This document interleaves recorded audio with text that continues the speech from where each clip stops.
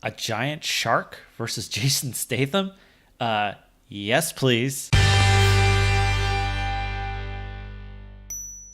Hey everyone, welcome to In Defense of the Meg. My name is Greg. This is a series where I take a hated film or a not so good film and I end up defending some of the plot points. And if you look at the Meg, it's getting hit pretty hard by the critics. Right now standing at about 49% on Rotten Tomatoes. But you know, outside of some of the general sci-fi wackiness about it and the general campiness about the movie, there are actually some plot points that make sense and are based on some real stuff. So let's take a look at them. But first, a quick recap and spoilers ahead.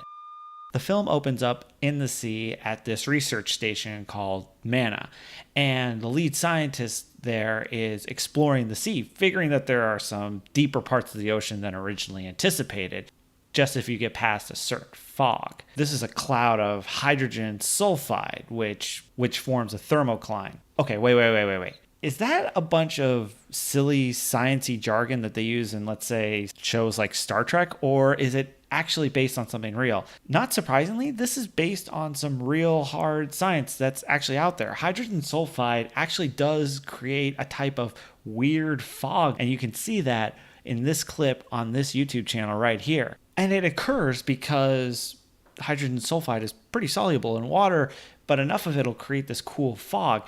And the other part, a thermocline, is an actual thing that happens in the ocean. So you have basically your top layer of the ocean, right? That starts heating up.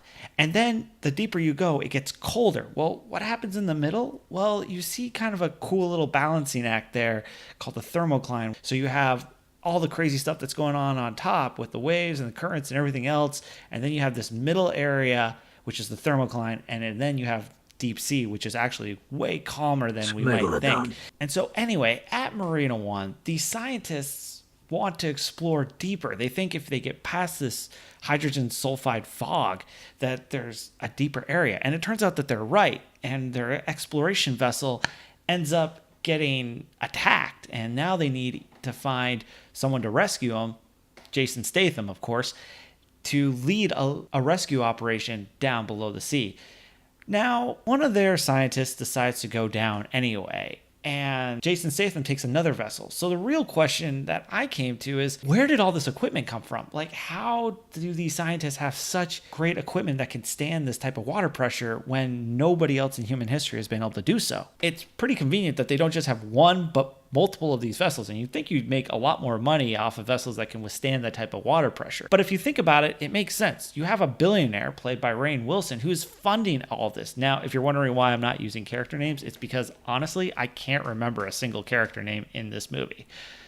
Anyway, so you have this billionaire who's funding all of this, and of course they're going to pour research into creating these vessels. And you got to imagine that once they find the technology to withstand this pressure, you don't just make one of those things, you make multiple of those things. You make sure that this technology is being used over and over again, specifically for research operations.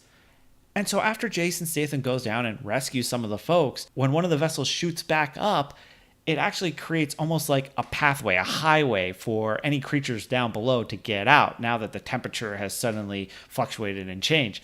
And that's where we see the Meg actually coming out and escaping to our world.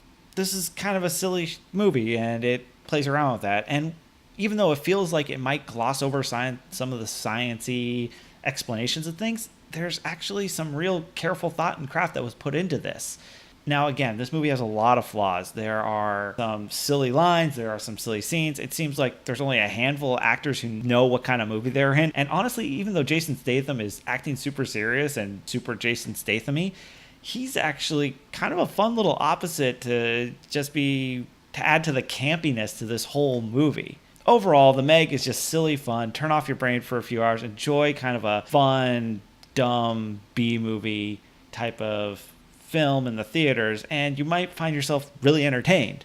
And that's my defense of The Meg. Now I want to hear from you. What did you think of my defense? Do you agree with it? Do you not agree with it? And what movie do you think I should defend next? Leave a comment below. And if you like this video, hit that like button and subscribe for more videos. Thanks for watching, everybody. Peace.